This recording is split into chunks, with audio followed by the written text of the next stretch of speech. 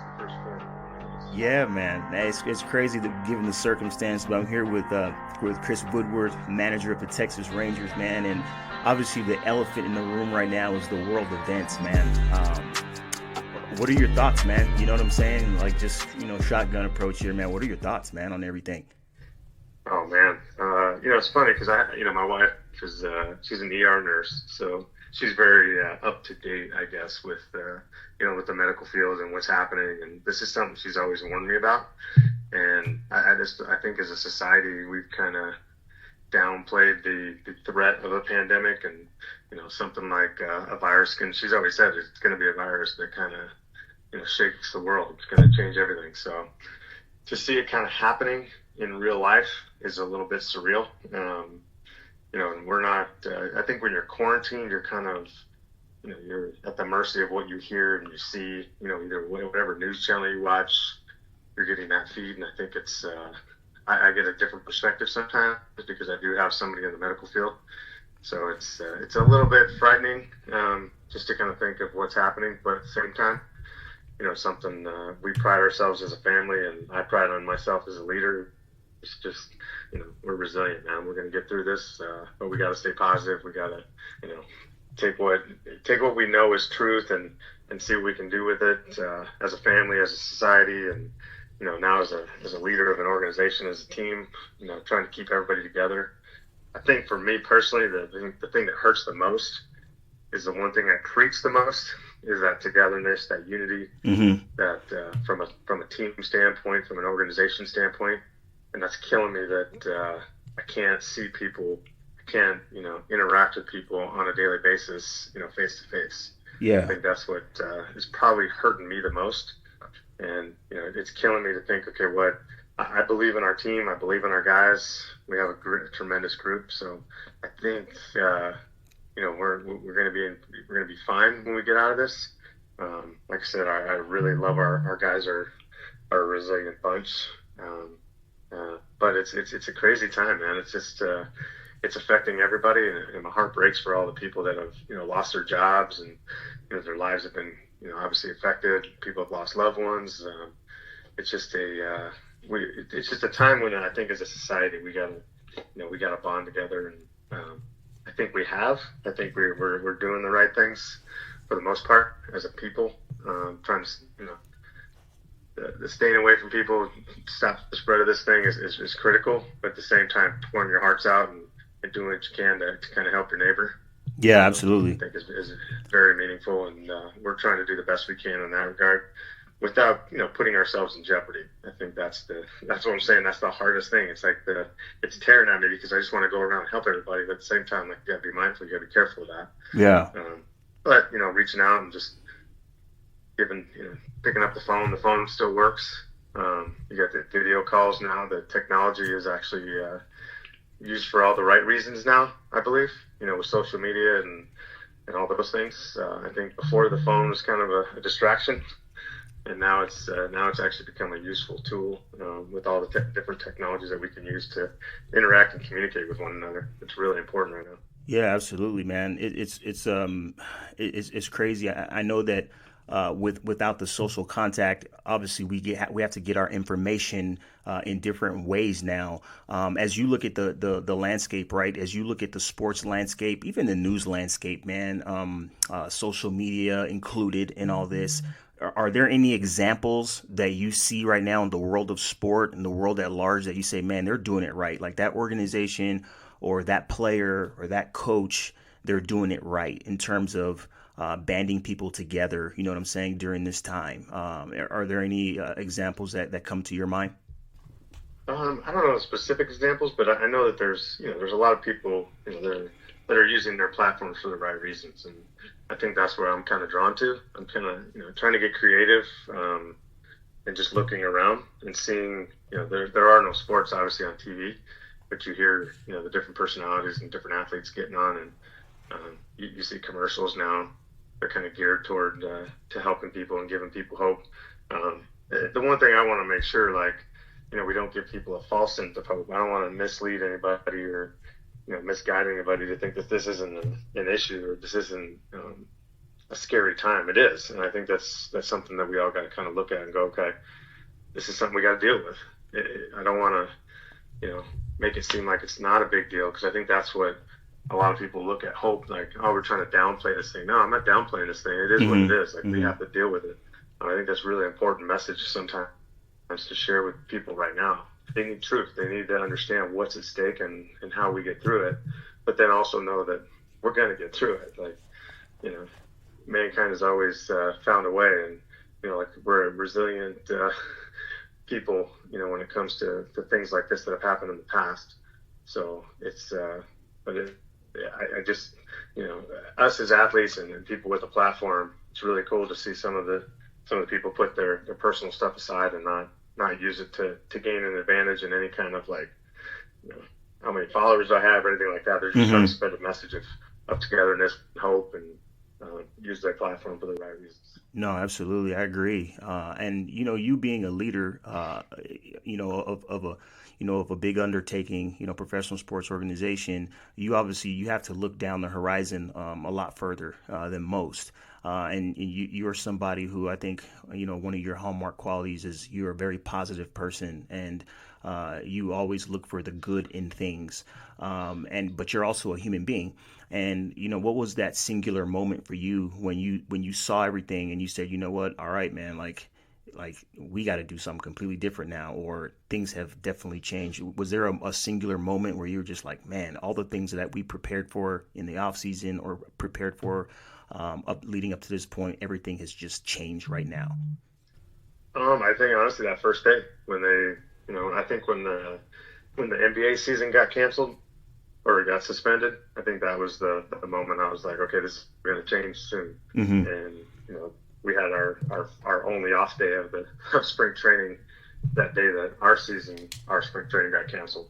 So I think that was the moment when okay, this is a real thing. Like, the NBA suspended their season, we're next, and we did the next day. So, once that kind of happened, I think that kind of put things in perspective quickly for all of us to realize that this isn't going to go away. This is something that we're going to have to deal with. And I think all I was really excited about our group and our team. I've always been excited since I got the job. Like you said, I'm an optimist and try to stay on the positive side of things and everything. That doesn't mean I'm always happy. It just means I'm always looking at there's a positive outlook to life in general. So this situation is no different. And I think we're, I may be sounding a bit optimistic in this, but I feel like our group is much better prepared to handle a situation like this because we have so many people that are like-minded in that positivity. I know you said you talked to Fraser and you talked to certain guys on our team. These guys, they have a good bond with one another. So I don't think, pulling us apart for a month or a month and a half is going to do anything to, get rid of that. Anything that we built over that spring training time and what we built from last year or years past, with guys that have been here a long time. This is a good group, man. This is a good group that can handle anything. And this is something that nobody's ever had to handle before. Yeah. So that's something I want to make sure everybody understands. Like, on our team, nobody's had to deal with this before. So there's nobody really to call to say, okay, how'd you handle that? There's been strikes in the past. There's been other issues that maybe had, maybe playing time was threatened. I was part of 9/11. And that was a similar situation, but much different, topic. I guess the uncertainty of 9/11 was similar, not knowing when you're going to play again. But that was only a week. This is going to be much longer, and what happens when we actually do come back? What are the precautions and the things that we need to be mindful of when we actually do get back into playing? Health-wise, the factor, all these things. We're putting a lot of trust into our players right now that they're going to do the right things while they're away. I do trust them. I trust the group and the positivity when they come back. We're gonna have an advantage over most teams because of that. And I'm not looking at it from that standpoint right now. My main focus is making sure all of our guys and their families are healthy, making sure my family's healthy. That's number one priority. But at the same time, like you said, I have to look down the road to say, okay, I don't want to put us in any harm's way or any guys in jeopardy because of our lack of focus on the future right now. and that's something that I'm trying to juggle without being too obnoxious to to our guys, to make sure we're staying on Mhm. them, and knowing what they're doing in this time. Absolutely. No, those are no, that's well said. That's well said. And I think you bring some very powerful points. I think that, there has to be that sense of trust, and that because of the camaraderie, and because of the unity, man, it's like when it comes back together, it's that much stronger. And so I think you bring up some very powerful points. I wanted to get scientific with you for like 10 seconds and then let you, Nice. and then let you, take the mic here. When you look at mental toughness, as you look at the literature from a scientific perspective, right, there are some main areas that researchers have looked at, and one of them is commitment, right? How long can somebody stick with something? The other one is control, right? How well are you able to control your own thoughts, feelings, and emotions, and just control the things in your life? The other one is confidence, right? The amount of like self-efficacy and confidence that you have to do a specific task. And the last area, the fourth area, is challenge, right? Like how someone looks at a difficult situation. Is it difficult, or is it an opportunity, right? Of those four areas, right? Commitment, control, confidence, and challenge.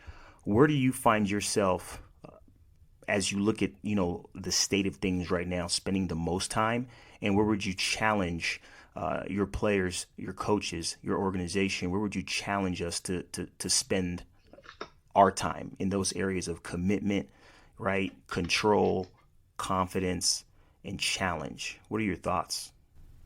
Commitment, control. Confidence and challenge. That's a great question. And I think right now, as we're standing here today, our main thing is we have to have commitment, because of the uncertainty. I mean, we don't know when we're going to play. We got a month or so, probably before I don't know how long before we actually get back together. Mm-hmm. So like our commitment to one another and to this team is like critical right now. I mean, that's probably the biggest challenge for me. We don't really have control, so gaining control when you don't have it is difficult for a lot of people to handle. Yes. I mean, and that's the one thing that I'm kind of struggling with the most right now, and that's where I got to keep telling myself on a daily basis. I'm sure our players have to do the same, and our staff members have to do the same. It's like everything that we try to do to create that control has been taken from. It's been taken from us. So we gotta recreate it somehow. We gotta somehow, maintain control of what we actually can control.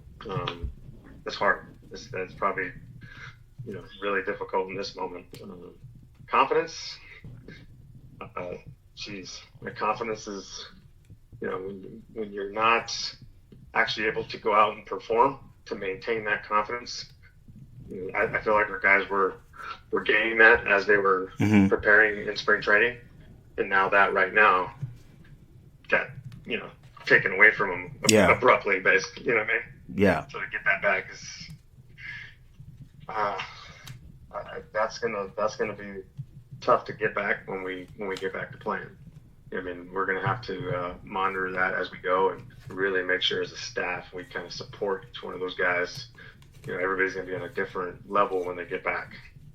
That's something that's it's kind of like when guys come back from the off season. Some guys come in fully confident. A guy like Kiner, who had a ton of confidence right before we ended.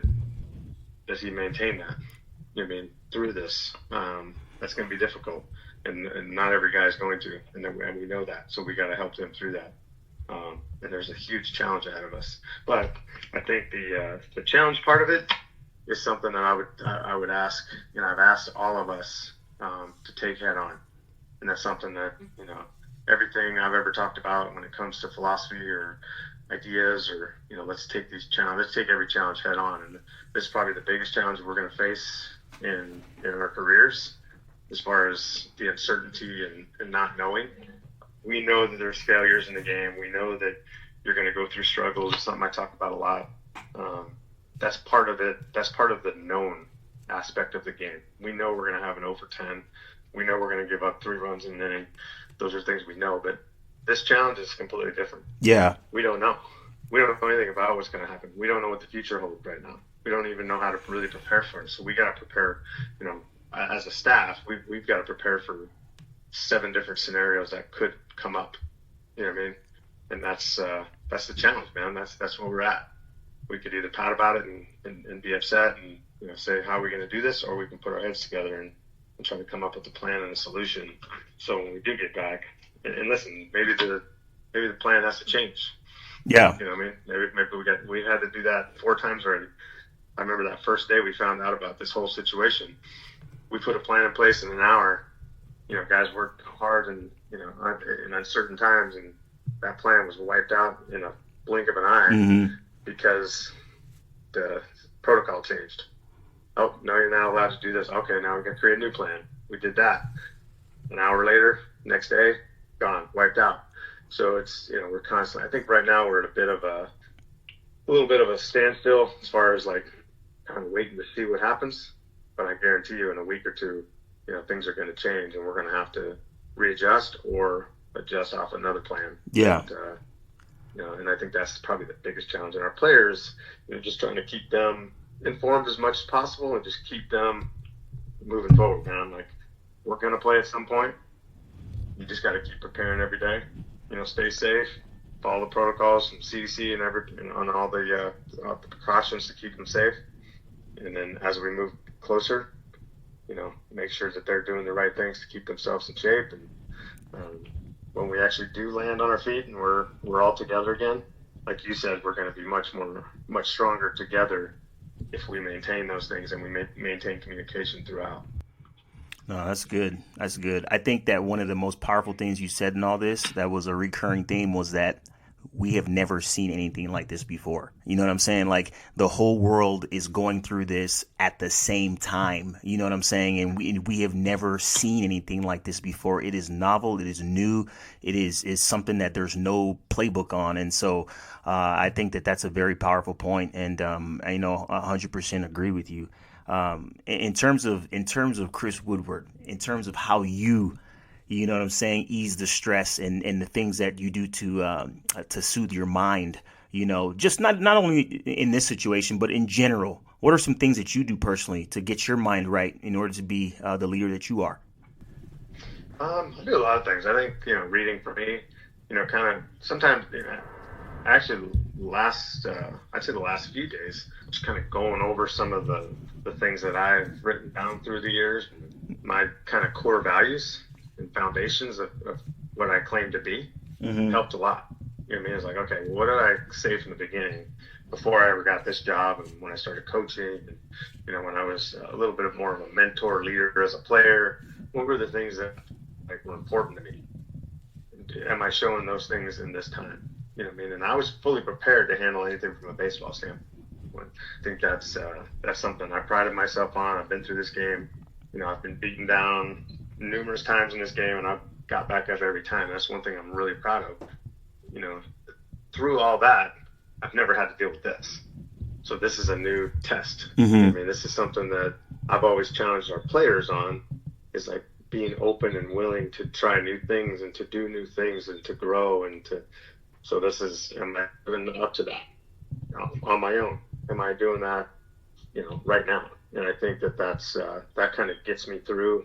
Okay, we got to keep pushing through this. As frustrated as I might be sometimes, certain days, I got to put my positive shirt back on and say, we need to move forward. We need to come up with something here. I may not have an answer for that. Somebody else might. Let's reach out and make a phone call and try to figure this thing out to make sure we're doing the right things. But without sacrificing anything from a foundational standpoint. Like I said, from things that I've stood for or we've stood for as an organization, let's make sure we're sticking to those things. It's really important. No, I agreed. I think the next question I want to ask you is what would you say is the thing that you learned the most about yourself during this time? What did you learn? You said that you've reflected a lot. You've looked at some things and challenged some things in your life personally. What's the biggest thing that you've learned about yourself during this period of time in which control has been taken away from a lot of people? Plans have been altered. Counter plans and counter attacks have been altered. What's the biggest thing that you've learned about yourself? I think it's really important that I think the thing I've learned the most probably is that I don't have all the answers. I think Yeah. that that's really important for all of us to realize. And you try to, as a leader, have answers. But one thing I've always prided myself on is, to not claim to have all the answers. So in this situation, it's like lean on people, man. Like that's what everybody's here for. We're all in this together. There's some great ideas. There's some great, people in this organization around me, family, friends. I think that just learning that, I've always accepted other people's opinions and advice.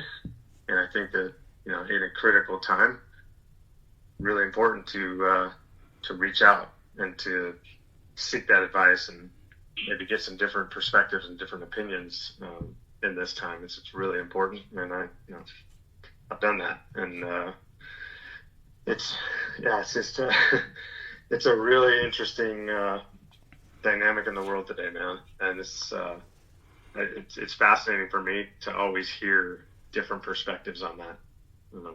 So I think that just sticking to that has been probably the thing that I've learned the most. Absolutely, man. Absolutely. A lot of people are spending time with their families right now, in the midst of all this stuff, right? And there are family moments that are being created that never had the platform or the soil, the environment, to take place in the past.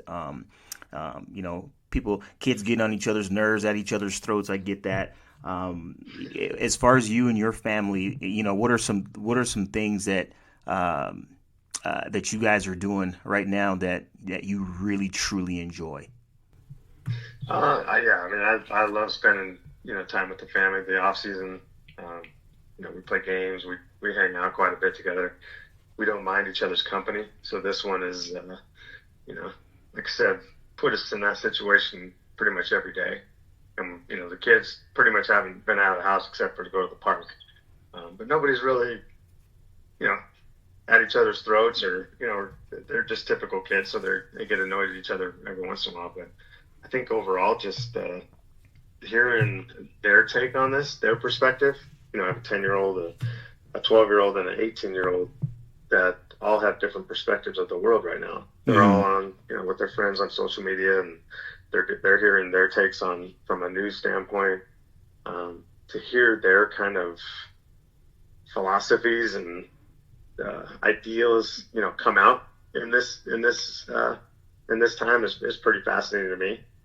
To hear from such young kids, to hear that, okay, this is what we need to do as a society, and they have their own opinions and ideas on how to fix this thing, or what people should be doing and what they're not doing, Mm-hmm. or that's pretty interesting to me to hear those things coming from such young minds. But it also gives me like a little bit of a proud moment as a father. I know my wife and I are, we talk about these things openly to our kids, and what we believe in and why, and to hear them, actually coming out of them in a crisis is it kind of warms my heart, because they do have deeper thoughts than just hey, let's just stay home, we don't have school, they're excited, typical kid remarks. But our kids have been pretty resilient through this all, and have some pretty good ideas to get out of it. That's good. Are there any general themes that you could share or? Yeah, I mean, it's one thing that kind of resonated the other day. It's just like that they're talking about being leaders. Like Mm-hmm. at 10 years old, my 10-year-old's talking about being a leader. That we need to set the example for the world. And how we respond to this thing. That's awesome. He made a comment the other day about creating your own luck, and I was like, what do you mean by that? He goes, well, because we all can create our own luck, with regard to this virus, if we just do the things we're supposed to do to keep ourselves healthy. And as a country, you start to think about that, and That's awesome. yeah, we start. I mean, it was pretty powerful for me to hear it from a 10-year-old. Mm-hmm. If a lot of people could understand like how we're deeply affected by each other right now.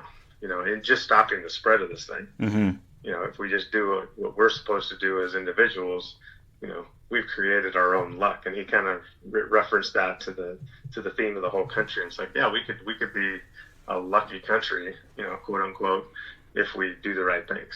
And it's a pretty cool thing, because that's something I talk about with our kids a lot and our team a lot. It's like, let's take luck out of this if we do all the things that we can control, that are in our control, to produce a result. That's awesome, man. Hey, man, you're passing it down, dude. You're passing it down, man. You and your wife, you and Aaron are passing it down, man. That's awesome, man. That's awesome to hear, man. Man, just as we get ready to close, man, as we get ready to close, again, you're a very positive guy. What's the TV show? What's the series, right? That when you watch it, man, you just die laughing, man. Like that. What's the thing that brings laughter? Because laughter is healing, man. Laughter has a healing quality. What are the shows that you watch, man, that you leave and you're just like, man, that was funny. Oh, jeez. Yeah, we've been trying to find those. Something that we've been seeking. I was hoping you could have some. Oh man. We were thinking about some for our kids, because our kids haven't seen certain shows. So we were looking at like Dumb and Dumber. They've never seen it. Oh, yeah. Referenced that movie a few times. Kids are like, "What are you talking about?" I don't know what you're talking about. Just stupid movies like that are kind of, slapstick. Those have been kind of nice to throw on. The Tommy Boys of the world. Yeah. I watched Happy Gilmore the other day, and I was laughing. Just trying to bring some humor. So Chappelle Show's always one. Oh, gee, yeah. Tends to break the ice. Yeah. There's a few of those that are out there that I'll just throw on every once in a while. I'll just say, okay, I gotta reset here. Oh man, we need a little humor. Yes. No, that's good. Yeah, we Elvis mentioned a couple the other day. It was hilarious, man. I don't know that I can even repeat them, because some of them were in Spanish. You know what I'm saying? Some of them were in Spanish, so I was just like, all right, bro, I got to go Google that one. You know what I mean? Right. Nah, but that's good, man. Woody, man, we appreciate your time. It was really good insight, man, and it was really good hearing from you. And, as we close, what are some final words of encouragement that you would like to share with everybody today, man? We got to stay strong. We got to stay strong for our families. This is a huge moment for all of us, especially as leaders, to kind of, be the example. Be the example in the world, be the example in our families, in our households, and then also to the organization. It's a tremendous opportunity to come out of this, not only in a positive way. We know people are going to, suffer. A ton of people are suffering right now, but they need to know that people are in their corner, and whether we can help them, financially, or we can help them just with words of encouragement, or just get them through this time, honestly. Just be a shoulder to cry on, or whatever our job is for specific people. We just need to be there. We need to be present. We can't, shy away from anything that this thing is bringing on. We got to take it head on. That's something that, I believe in to the core of who I am, and I know our family does, and we're just trying to do the best to bring that out in everybody else. And like I said, we will get through this, and when we do, man, we're gonna never take a day for granted on the field. We're gonna enjoy every game. That's something that I preach daily, man. We need to enjoy it, and when we do get back out there, we will. Our guys are gonna play with a little bit more joy, every time they step on that field, and hopefully never take a day for granted again. That's awesome, man. Woody, man, thank you so much. Thank you for your time, man. Have a tremendous day, man. And we'll see you and talk to you soon, man. Joe, you're the best, man. Thank you.